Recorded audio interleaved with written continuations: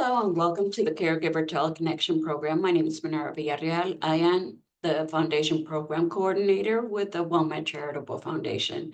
And today's presentation, we're going to be talking about physical activity and caregiving. Now, let me tell you a little bit about our presenters today.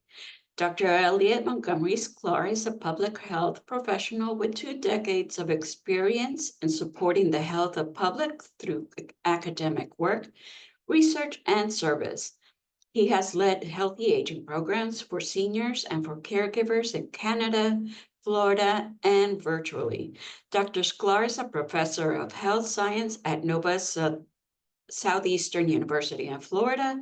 He publishes and presents his work internationally and focuses on the complexity of issues related to aging and caregiving. And Lucy Barylak received her master's degree in social work from McGill University and has dedicated her career to supporting caregivers. Lucy was the founder and long-standing manager of the Caregiver Support Center, a multi-service respite program for family caregivers. In 2003 and 2012, she received the Queen's Jubilee Award presented by the Canadian Home Care Association, awarded on the basis on her dedication in developing a national coalition to support the issues and challenges facing informal caregivers. She has published numerous articles and has presented at major conferences on her research findings.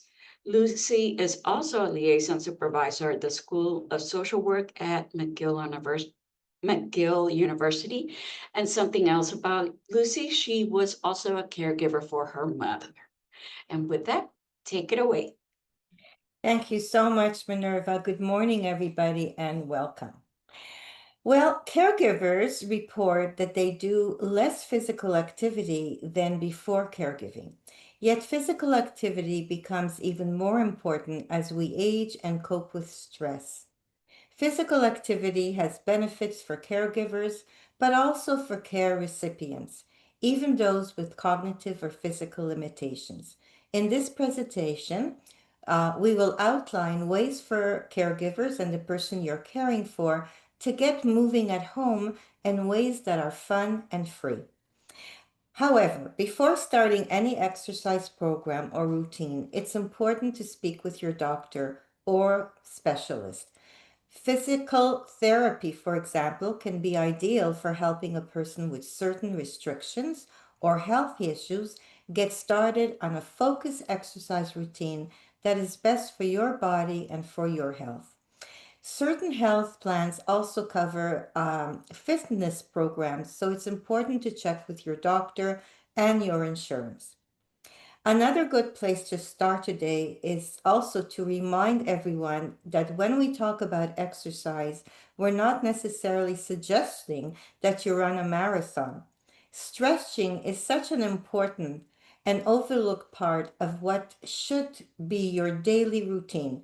Stretching is important as we age, and there are forms of exercise like Tai Chi which focus on flowing movements and don't cause you to break a sweat. Our presentation is meant to be inclusive and focused on the realities that caregivers experience in terms of their responsibilities and their routines. Often for caregivers, the role brings on physical demands as well as emotional ones. So there are many important reasons that caregivers should consider physical activity in their lives. For example, if you are doing more, lifting a person, helping them get around, or even just doing more housework, that places more of a demand on your body. So having more flexibility, for example, that can come from regular stretching, as Lucy mentioned, can actually really help with caregiving tasks, in addition to making you feel better overall. I want to drive home this point because it's one that I think is so important. We see so many ads on TV for medications to cure all of our diseases, but I've never seen one ad anywhere that promotes physical activity to improve our health and our well-being. And do you know why? It's because it's free, and no one stands to gain from it more than you. So, physical activity is proven to improve our mental health, our immune health, our cardiovascular and muscular health. It's proven to help ward off illnesses, and it's also proven to help improve certain health conditions. Now, I've taught public health, health sciences, and I've even taught family medicine to medical students. I've taught nurses and physician assistants, and there's such little emphasis about exercising or eating right as a way to improve our health, our circulatory health, our muscular health, and our mental health for ourselves and also for the people for whom we provide care. Now, at the best of times, as Lucy was saying, people don't get enough exercise. The majority of Americans don't. And research consistently shows that caregiving often leads to a drop in physical activity, and staying active becomes increasingly critical with age and with stress. An analysis of 25 physical activity intervention studies showed that caregivers had significantly higher anxiety, depression, stress, and negative health compared to non-caregivers. Now, the AARP just released their Caregiving in the US report for 2025 this past July 24th, so it's hot off the press. We're happy to share some of its findings. The report just came out a few weeks ago, and Lucy and I have been scouring through it. The report comes out every 5 years, and so the last report includes data from the time just ahead of the pandemic until recently. And the report shows that caregivers face the challenge of taking care of their own health as they focus upon the care recipient's well-being. In 2025, 1 in 5 caregivers reported fair or poor health, similar to findings from 2020. Now, caregivers who live with their care recipient more often report fair or poor health. What's interesting, though, is that this year's report included the CDC's Healthy Days measure, a series of 4 questions that you see here to the right. We included a little snapshot for you, for those of you who like to look at data and bar graphs, because I'm a professor. So, but it assessed perceived physical and mental health of the caregiver over the past 30 days. And this was really interesting because this is a new thing. And on average, caregivers reported having 4 days per month where poor mental or physical health kept them from doing their usual activities, which can make completing caregiving duties very difficult. Nearly 20% of caregivers report having a disability that prevented their full participation in work, school, housework, or other activities, something that we've taken into account for our program today when we'll share resources with you about how to incorporate physical activity into your routine. Some caregivers also report more poor health days than others. Caregivers under the age of 50 and those who live with their care recipient reported more poor mental health days than the total population of caregivers. And also, interestingly, LGBTQ plus caregivers and lower income caregivers were more likely to report their health as fair or poor. So that was 28% and 32% respectively. Now, Lucy and I have facilitated programs that focus on unique caregiver populations and the issues that they experience, which are recorded and available on the Caregiver Teleconnection website and YouTube channel, and we'll include those in our resources at the end of our presentation. All of this to say is that physical activity can benefit all groups of caregivers. And given how many caregivers the 2025 Caregiving in the US report have acknowledged poor mental and physical health days, this becomes all the more important. Yes, it is really important. And I want to talk about why is it that physical activity becomes more important with age and stress. Now, I want you to think about this. Aging brains benefit from regular exercise. It promotes brain functions and memory and slows all around decline of the brain. And this has been proven through research. Now, physical activity also counters stress by improving your mood, balancing cortisol, and increasing resilience. Even short activity sessions like a 30-minute walk can improve memory and cognition for up to 24 hours in adults aged 50 to 83. And that's really something to really think about. Now, the benefits of physical activity for caregivers are, there's a large analysis showed that physical activity yield moderate mental health benefits and large gains in quality of life, with mobility and overall physical function improved. Now, yoga intervention in particularly had large positive psychological effects because it didn't only deal, it's not just exercising, it's your mind, it's staying in the moment. It's really a full balance of what you need to do for yourself on a daily activity. Additional benefits include better sleep, reduced burden, stresses, improved self-efficiency, and there's a greater readiness to exercise. So if you're feeling kind of lazy and if you start exercising, it kind of boosts your energy. So what I want to look now is let's look at the benefit of exercising for your loved ones. Okay, because there is a tremendous benefit. So for people with dementia and Alzheimer's or any other form of cognition, uh, your caregiver activity levels, how you participate, really correlates with the person that you are caring for. Meaning that the more you engage in doing things and including them, which I will talk about it a little bit later, benefits them as well. So caregiver self, efficiency, and positivity, expectations about exercise also boost the overall, the person, as I said, the person that you're caring for. So if there is shared physical and leisure activities can reduce caregiver burden and also improve mood and boost quality of life for both of you. So let's look. I have a question. But before I go to the question, I just want to also say there are many benefits to physical activity. But where do we begin and how do we incorporate activities in a way that it's manageable? And that's a really big question you need to ask yourself. It's hard to start exercising if you haven't been doing it. That may be different for everyone. So let's think about it. Think about it for a moment. What are the challenges or barriers you face in terms of physical activities? If you can share that with us, we can look at that and we can find solutions to some of the things that might be a barrier to you. So let's open the lines, everyone. Okay, everybody, if you would like to participate, please go ahead and unmute yourself. And I see Lena, you have unmuted yourself. Go ahead. Oh, hi, Leanna. And yeah, the biggest barrier I have, I think, is time. I work full time.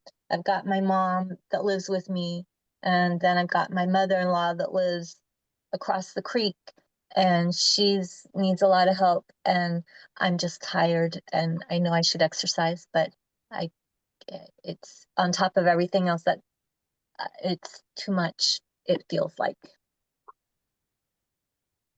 Thank you for sharing that. Sure. Yeah, mine's just tired. I'm just so tired.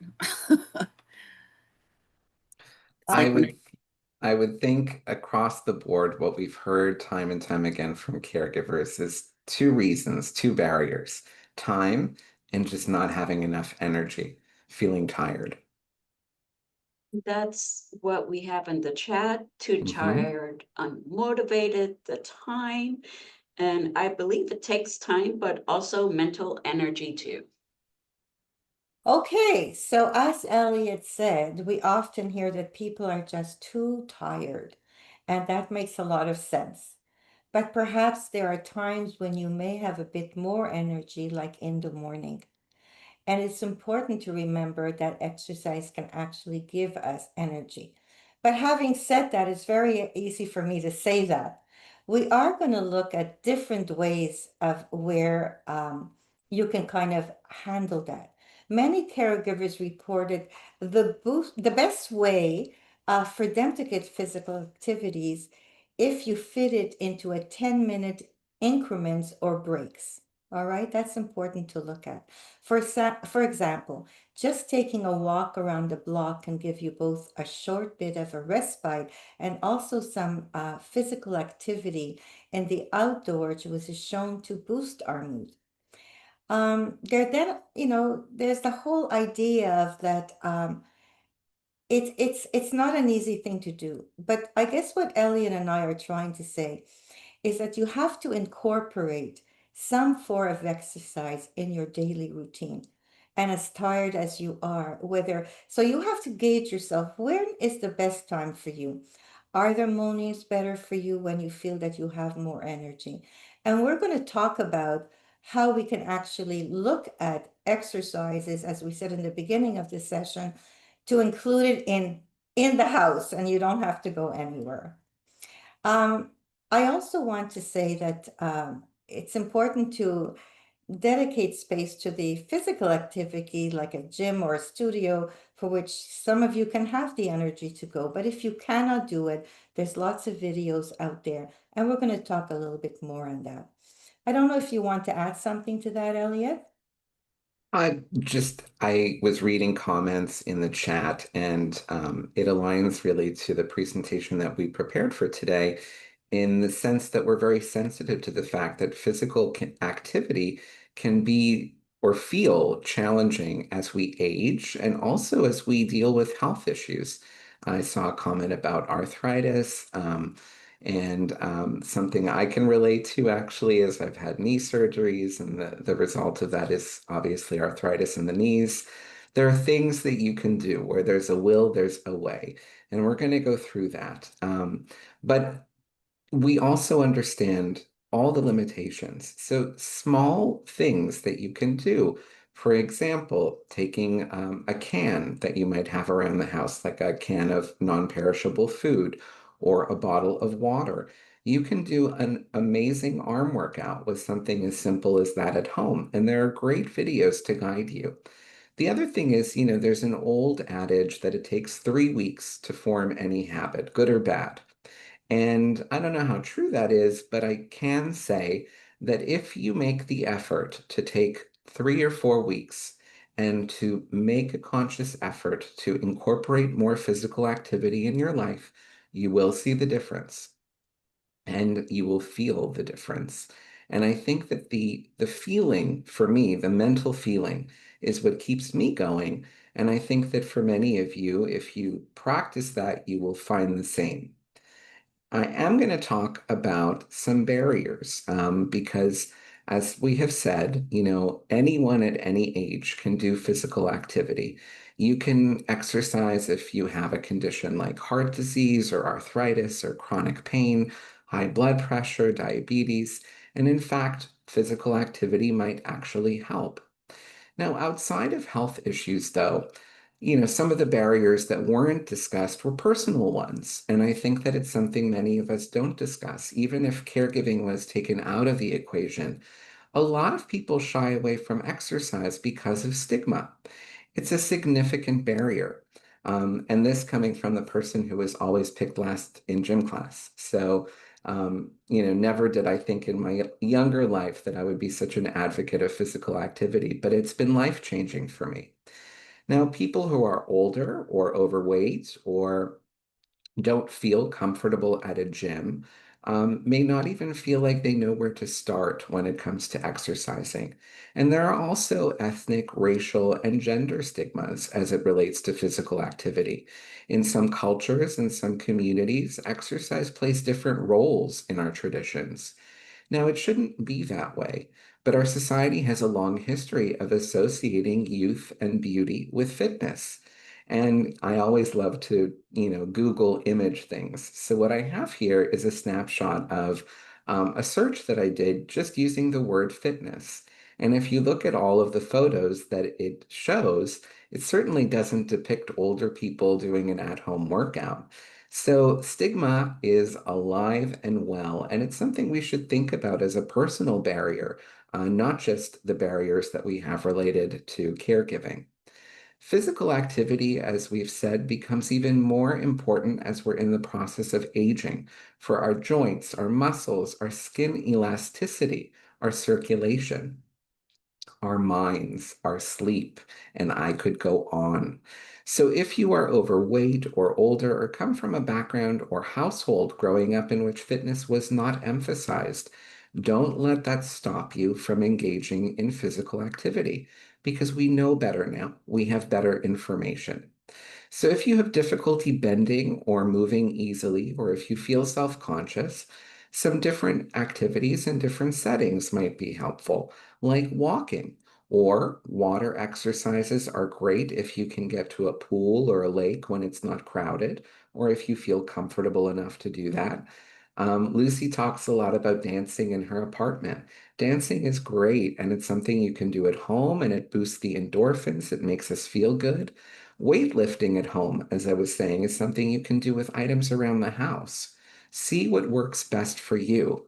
Interestingly, this year, IKEA even released a line of at-home hand weights that look like art objects. They look like sculptures, so you would never even know that they were hand weights in your home. Anything that gets you moving, even if it's for a few minutes, is a healthy start. So it's hard to make a routine of something you don't enjoy or feel uncomfortable doing. I understand that. So things like parking further away from where you need to be going, that can be a great start. I was curious if anyone had any reactions to what I was saying about our own personal barriers when it comes to engaging in physical activity. All right, everyone, if you would like to unmute yourself, there is a comment from Lori in the chat. Small goal. Every day, get down on the floor using nothing but your body to get down, and then get up using nothing but your body, arms and legs to get back up.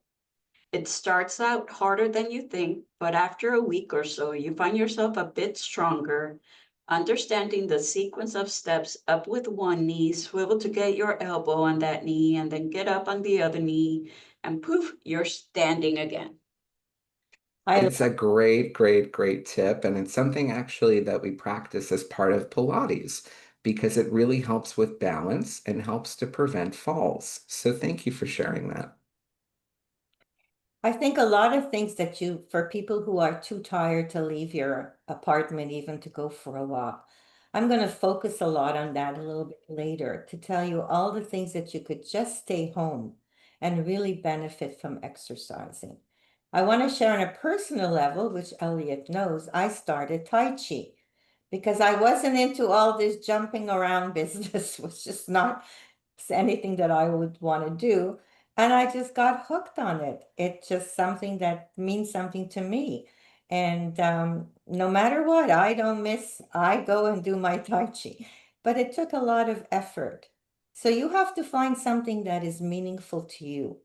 We're not promoting you going into gyms and, as I said, marathons. That's not the purpose of this. You can do exercise in your everyday routine. I loved what you said, Elliot, about the car. I never, if I have the time, I park a little bit further away from my destination so that I have a few more steps that I can do during the day.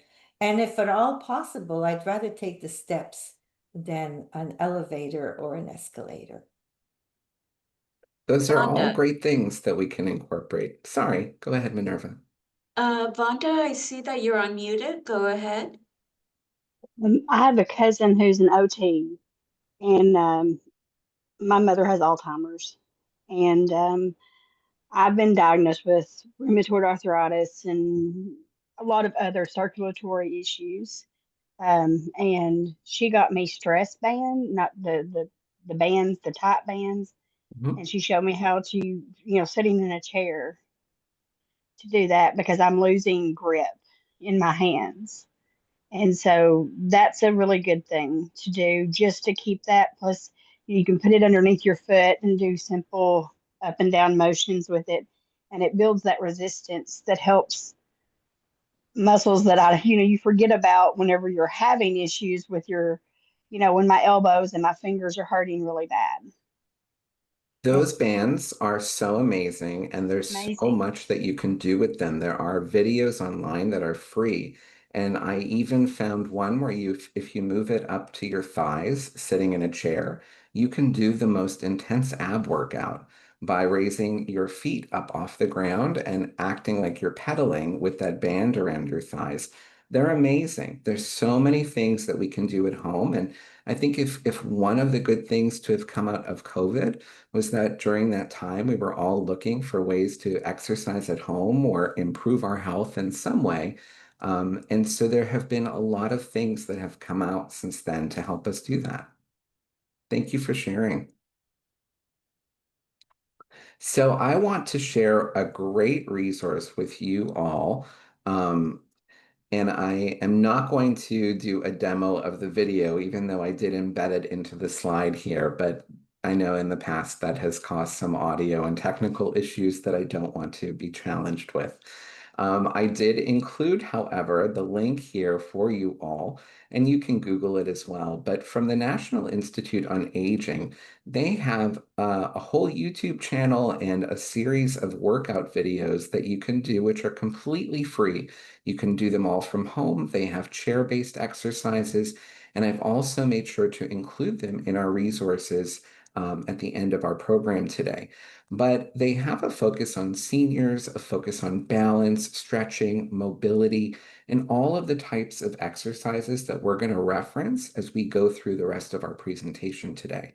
So again, you don't need to write this down. We will be providing it with our resources after our program.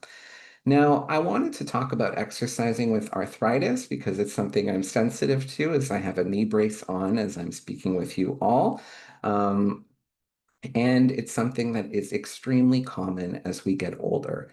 Now, for people with any type of joint inflammation like arthritis, exercise can reduce joint pain and stiffness. It can also help with losing weight, which reduces stress on the joints. Flexibility exercises like upper and lower body stretching or using those resistance bands that we just talked about, things like Tai Chi that Lucy does, all of these things keep our joints moving. You've heard a body in motion stays in motion. It's true. So, doing these things can help give you more freedom of movement for everyday activities, but also for helping with activities of daily living for your care recipient. Now, there are strengthening exercises like overhead arm raises, which you can do with a bottle of water, just as an example, while you're watching TV, sitting in the comfort of a sofa. These are great things that you can do to help build your strength. There are also endurance exercises, which make the heart and arteries healthier and may lessen swelling as a result in some joints. So those are activities that don't require a lot of weight on your joints, such as biking or swimming. They're easier on our joints. At least I feel that way. I know if I have a knee flare up, biking is probably going to be the best thing I can do. And for those of you who are at home, there are devices now that you can buy on websites like Amazon that are pedals. Some of them actually have electric attachments or battery attachments, which are amazing because they'll actually pedal for you. So for those of you who have care recipients whose mobility is really, really limited, you can set them up while watching TV so that this device actually does the pedaling for them, but it still improves circulation. So there are a lot of things out there that can be helpful for both yourself and a care recipient. Now, if you do have arthritis, you may need to avoid some types of activities. For example, if your joints are swollen or inflamed. If you have pain in a specific area, you might want to leave that alone, ice it, and focus on a different area. But the key here is to be active, to engage stretching, as Lucy was saying, which is a great way, again, of helping to sort of oil all of those joints. I wanted to talk about exercising with diabetes as well because it is so important. And for people with diabetes, exercise, physical activity, these things help you manage the disease and can help you stay healthy. Doctors often recommend that as part of medical interventions like insulin, metformin, or other medications. Walking and other forms of daily exercise can also help to improve glucose levels in older people specifically. So set a goal to be more active if you can, as many days of the week as you're able, and create a plan for being physically active that fits into your life that you can follow. Your healthcare team can also help.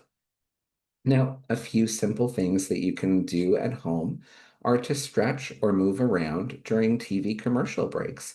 Even just walking around during the course of a commercial break helps you get some steps in.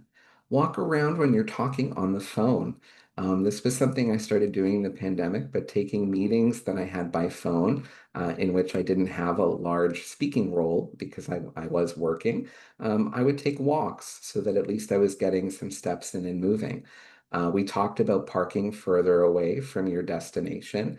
And then during this time of the year, for example, if you have a loved one and you can get out with them, walking in an indoor venue like a shopping mall can be a good option as well.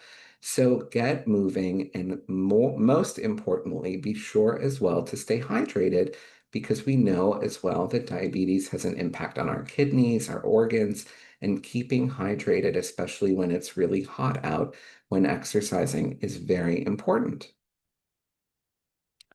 Thank you for that, Elliot. I'd like to talk about exercise and your heart. Good heart. Your heart keeps your body running. We know that. As you grow older, some changes in the heart and blood vessels are normal, but others are caused by disease. Choices you make every single day, such as eating healthy, maintaining a healthy weight, and aiming to be more physically active, can contribute to heart health. Inactive people are nearly twice as likely to develop heart disease as those who are active. A lack of physical activity can worsen other heart diseases risk factors as well, such as high blood cholesterol, triglyceride levels, high blood pressure, diabetes, prediabetes, being overweight and obesity. Being physically active is one of the most important things you can do to keep your heart healthy.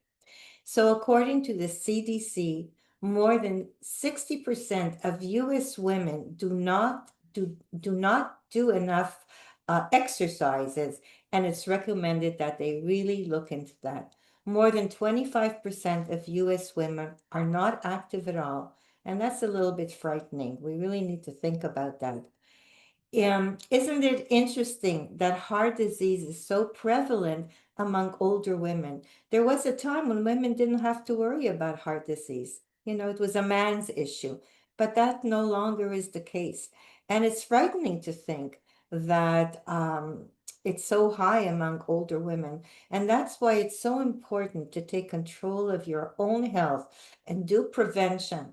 And as all the things that we're talking about, they can be incorporated. I know that I have this little app that measures my steps. So I have a goal for myself. It doesn't have to be 10,000 steps a day. They're saying that even as little as even 1,000 steps a day can make a big difference. All right. So exercising, some people have osteoporosis. So what Elliot was saying is important. Weight-bearing exercises, weight-bearing exercise will force you to work against gravity. So what do we mean by that? So it's walking, you are walking against gravity, jogging if you can, or dancing 3 to 4 times a week. And I love this, because not only when you're putting on music do your mood changes, but it really motivates you to dance. That's really one of the best things, building muscle and strengthening your bones. Try some straightening and balance exercise. It's so important. I do that every morning. The whole balancing is so, as we age. And these videos, as Elliot said, are really free. So primarily when you're doing balancing, it's to avoid falls, which could cause a broken bone. Doing these exercises is good for bone health, for people with osteoporosis, and those who want to prevent it. So what I want to kind of end it before Elliot moves on is we are responsible for prevention. Prevention is key in keeping us well. It sure is. And I'm going to ask those of you who are seated right now if you'd like to join me in a small demo exercise. We're really packing it all into this program. So we're going to try doing something together if it is of interest to you and if you feel comfortable and if you're comfortably seated in a chair. While I go over this slide, I just want you to lift your feet up off of the floor, maybe an inch, maybe 2 inches, and see how long you can hold that and think about where you're feeling it in your body. And we're going to revisit that after I talk about exercising with chronic pain. Now, you don't have to hold it for 2 minutes. You can hold it for 10 seconds, but I want you to be in touch with your body of where you're feeling it. And it's something just as simple as sitting in a chair and just raising your feet 1 or 2 inches off the ground. Now, exercising with chronic pain is something a lot of people deal with, and it can be done safely. In fact, exercise can actually assist with pain management. It can be inactivity that can sometimes lead to a cycle of more pain and loss of function. So do speak with your doctor or physical therapist about what exercises or activities might be right for you. We also have the resource for the American Physical Therapy Association included in our resources too, because they have some great videos and other things online. So each type of exercise that we've talked about, endurance, strength, balance, flexibility, each of them have their own benefits, and a combination might be best if you experience chronic pain. Exercise, as we were saying, can also help you with a healthy body weight, which can relieve stress on knees and hips and joints. Putting on extra weight can slow healing and in some cases make pain worse. And we hear from so many caregivers how the stress of caregiving causes us to eat more, exercise less, put on weight. In fact, the stress of caregiving can actually increase our cortisol and our blood glucose and glucose dysregulation. So exercise, again, is an excellent antidote. Now, remember to listen to your body. And I think this is so key when you exercise. If something hurts, stop doing it. Avoid over-exercising on good days. And this is something that I'm definitely guilty of. If you have pain, swelling, or inflammation, you may need to focus on a different area, as I was saying just when we were talking a bit earlier about arthritis. And if something doesn't feel right, or if it continues to hurt, seek medical advice. Now, pain rarely goes away overnight. For example, if I have a flare up in my knee, as I was saying, I like to go bike riding because I find that it helps to sort of lubricate my knee, my joint. Things somehow feel better afterward. But I'm also cognizant to ice after I do that. I find that very helpful. Other people find heat helpful. So see what works for you and speak with your doctor. And as your pain lessens, you can likely become even more active. Now, we talked about doing things from home. Some of you may find that you need respite and you need to get out for an hour. A lot of people do. So, Silver Sneakers is actually the best resource for seniors that I can provide because it is an exercise program that's been around a very long time. And basically, it is a partnership that exists between local gyms in wherever it is that you might live and a government program basically that covers at low or no cost gym membership for people on eligible Medicare plans. There are actually more Silver Sneakers partners in the US than there are Starbucks locations. So many people don't realize how broad of a network they have. But what I love about Silver Sneakers and the gym that I belong to as a partner, you'll see older people, people who you wouldn't normally see at some other types of gyms. And they have a lot of fitness classes that are specifically designed for mobility issues, for balance, catering to the population of members. So it can be really helpful to also identify what gyms near you might be gyms that potentially cater to a more diverse clientele with different needs. So it's a really great resource. They also have videos on online and on their app that are at no cost, in addition to the resources. We will be sharing this too, because it is a great thing that you can do from home if you don't want to get out of the house or if you can't. So it's another option too.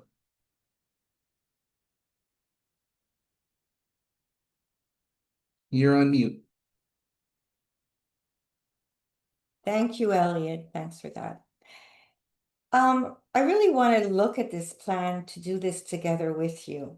But what I want to say is that in order to start moving, you need to have a plan to include some form of exercise in your daily routine. So whether it means weaving short, enjoyable moments, routines into your daily caregiving, where there's no equipment, no cost, you can significantly boost your health, your mood, your stress, your resilience, and the well-being of both you and the person you're caring for. And those small changes add up. Have a plan to get started. So, I mean, put that in your head. I'm going to do something every single day, no different than having my breakfast, toileting, whatever it is. You have to kind of convince yourself and accept the fact that that's what you're going to do. So, here are some ideas. Okay, we're talking about it, and let's look at that together. So, first of all, there's a strategy for yourself and for the person that you're caring for. And what it basically means now, it could be for you, whatever it is, whether it's 5 minutes of walking in your house, walking around, or going outside. You kind of put that as part of your daily routine. And if at all possible, to include the person you're caring for. So if you're going for a 10-minute walk, and if they're able to do so, by all means. And if you're sitting in the house, and if you don't feel like walking, as Elliot said, sit in a chair, both of you sitting there watching TV, putting your legs back, up and forward, back, up and down. All right. It sounds kind of silly, but it does add up, and it's very, very productive. Now, the other thing is we talked about videos. They're free out there. Stretching is amazing. And it's very simple. You could do stretching in sitting in a chair as well. So if the person that you are caring for is capable of doing that, you can start. It's an activity to do together by stretching together, either on a chair, you standing up, them sitting down, you're talking to each other. Interestingly enough, there was research done on the chores and that you do in it every day. I mean, that's exercise also. So take that into consideration when you're doing laundry. So some of you are very tired and you're saying, I can't do it. You are doing some exercise. Value it. So you're either shopping for food, you're cooking, you're vacuuming, you're doing the laundry. That is exercising as well. But the person you're caring for, you should try and encourage them to do it, as to do some of that, like dusting, watering the plants, folding laundry, whatever it is that, again, you're having a relationship, doing something together. It's exciting. You're relating to that person in a different way and encouraging them to also do a little bit more, which we know is very important for people with cognitive functioning. Here we go. Dance sessions, my favorite. I love this. I mean, put on some music, some dance music. You'll see that your own mood is going to change. That's what I do for myself, especially if I have a really hard day and I'm totally tired. I'll put on some music. Before I know it, I am dancing. Now, the person you're caring for, they might be able to stand up with you and be careful. Obviously, we said always check with your doctor first, but they can be seated and also dance. They can move their hands, they can move their feet. Now, mindful walking, okay, that's being in the moment.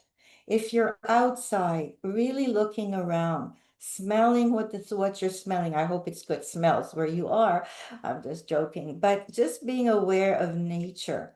Even in your own house, you can walk around, look around. I've done that. I said, oh, a little bit of dusting needs over here. Being aware, the same thing is sharing that with the person that you're caring for. So as I said, and as Elliot and I said, it's not joining a gym. It's just being aware of moving your body no matter what. I love the idea of having 2 bottles of water or a can and just sitting there. I'm watching a TV. You're tired, you're exhausted, but you're doing this. You are exercising. And I can't believe that I forgot to ask everyone, how was the raising of the feet? What did you feel? Well, let me start and then people can. Okay, when I was doing that, I really felt it in my lower back. Okay. Stretching in my lower, it didn't hurt. It actually felt good. I felt like my posture was lifting and Engaged. I was Mm-hmm. engaged and I was sitting much straighter. Mm-hmm. Okay. Anyone else? I know for me, I could feel it in my thighs when I was holding my feet up. And I hadn't even considered being in the office that I can be doing stuff like this. Yes, absolutely. And the longer you hold it, actually, and the straighter your posture, the more you feel your core tighten up. So you can do so much with such a simple little movement. Anyone else? I see Roselle put felt lower back and stomach. Carolyn said in my thighs as well. Lori Parker said, oh, those inner thighs. So for those of you who felt that in your lower back, you want to make sure when you're doing this next time that you want to puff out your chest so that you're not putting any strain on your lower back and that your posture is really straight up like we were talking about. If you want to work those inner thighs, then you can actually reverse V your feet. So your heels touch, but your toes point in outside direction like this. That will work your inner thighs. The opposite movement, having your toes touch and having your heels further apart, will work your outer thighs. So there are so many things that you can do. There are so many videos. And like I was saying, where there's a will, there's a way. You can even ask ChatGPT now to design an at-home workout for you based upon limitations. And you can ask it to include photos and videos as demos. And that's all free and customized for you. So there are just so many things that we can do. One of the simplest things too, if you have a care recipient and you want to engage them in some simple activity, is actually to toss a balloon back and forth. It helps with movement, but it also is great with coordination and with eye-hand movement. So it does help with cognition. It keeps people engaged in the moment. It's lightweight. It's just a simple idea. So before I share resources, I know we shared so much information, and I appreciate how many people we had participate in this program today. I do see that Lori said that I made a chart that literally I hang on my fridge door, and those bright pink check marks pile up after a time and encourage me to do what I need to get to that next check mark. And with regards to those people who were saying they felt it in their back, their stomach, great. Stomach is good, the core, thighs, those inner thighs. So obviously that did something. So that I want to impart that this is something that you can do once a day, twice a day, whenever you want, from wherever you are. Sometimes I do it when I'm sitting in traffic. I'll put my car into park and just raise my legs to give my feet a break from the pedals too. So there's just lots of things that you can do.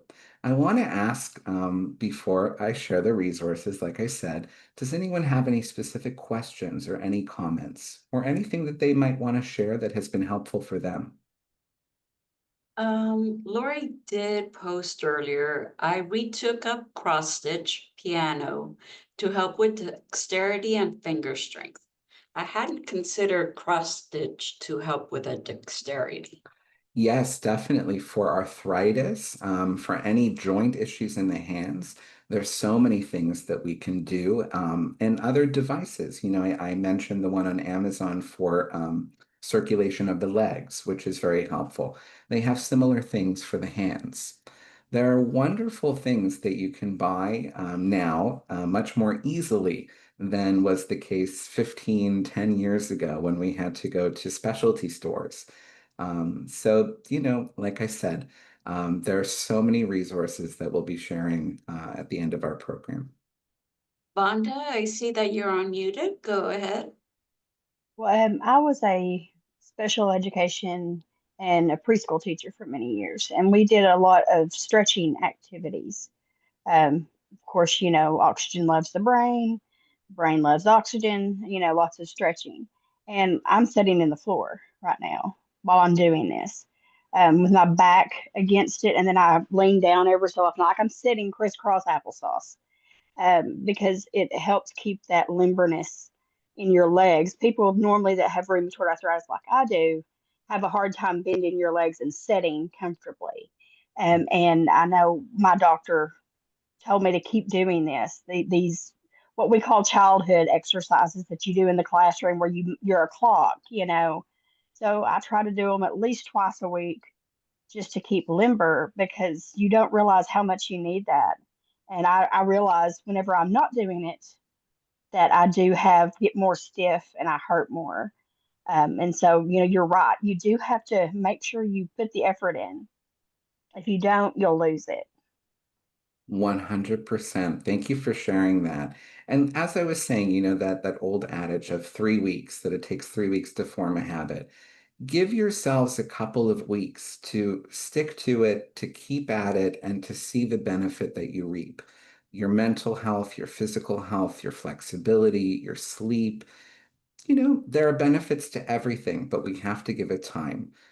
We do live in this wonderful culture of instant gratification. So we want to lose weight next day. We want to do everything and see results quickly, but that's just simply not how things work. So small changes will add up over time.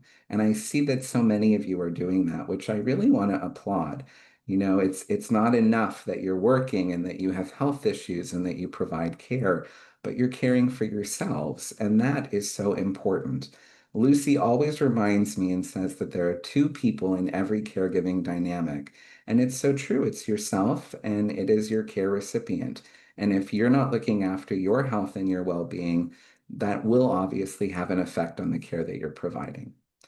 So I want to leave you all with these amazing resources that we have. As I shared, there is the link for the National Institute on Aging fitness videos, the Silver Sneakers program, and I include this because it's free. So if it is free for you, you might want to go to a gym and see how you feel about it, or take advantage of their videos on phone or on a computer that you can do from home. I've also included some seated exercise videos for you and the link to the American Physical Therapy Association that has a great repository of different exercises for different physical limitations. So again, I want to thank you all so much for everything that you do. And I want to encourage you to take small steps to do for you and to engage more in physical activity for yourselves. Thank you, Elliot, for that. And I'm going to go ahead and start the poll. So all of you, please fill that out. I will say one of the exercises that I'm not consistent on, but I do try to do is the wall push-ups.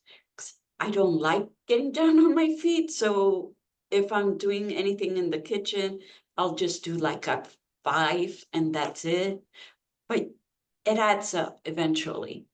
It does. I had a personal trainer recently tell me that if he could only impart one thing to people to do each day, it would be those wall push-ups.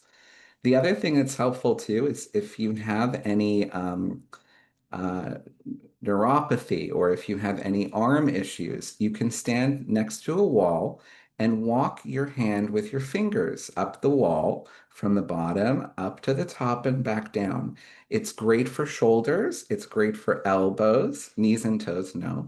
But it is a really great thing that you can do that doesn't break a sweat, but it really helps with flexibility, and you'd be surprised.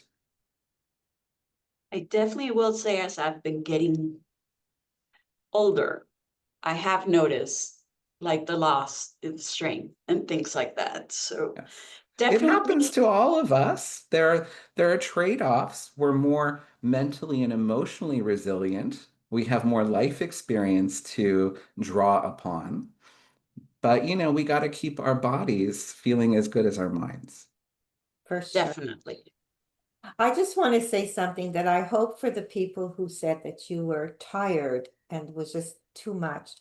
I totally understand, both Elliot and I, but I hope that this has given you a little bit more a sense of really trying to include some form of exercise into your daily routine, that some of it is easy. So I was just wondering if any of you picked up on anything. Would you consider doing a little something? I just wanted to know if it was beneficial, I guess. Hey, everyone, please go ahead and unmute yourself or put it in the chat box. I see a few We had some comments have great come in. feedback in the chat box. Great. Very informative presentation. Too tired in the evening. Husband with Alzheimer's, walk then. I'm also incorporating a walk earlier in the day for more steps. That's great. Leanna said small goals reached can lead to bigger ones, but even if nothing bigger, at least can maintain the small. Thank you for helping me widen my thinking. Great resources, very informative. So I'm so glad that this touched or resonated with some of you. And I hope that these resources will be helpful. And just to let everyone know, the following sessions that we have coming up this month. On Monday, we have tools for managing the transition from hospital or skilled rehab facility to home, and that's going to be with Lindsay DeLong. And on Tuesday, August 19th, we're going to have early detection and diagnosis of dementia with Tia Vieira. Those are some great presentations that we still have coming up for the month of August. Can't believe the year is halfway through. Elliot, Lucy, anything you would like to say before we close out today's presentation? Well, just thank you for joining us, and please take care of yourself. Be well. Absolutely. I echo that. I think I would love to see some familiar faces back as we have programs later in the year, and you can update us to let us know how this has worked out for you and what you've done to feel better. So thank you again for participating. Bye. Thank you very much. Thank you, everybody. And with that, I want to say thank you for participating. Hope to see you in the next one, and have a great day. Bye-bye. Bye, everybody.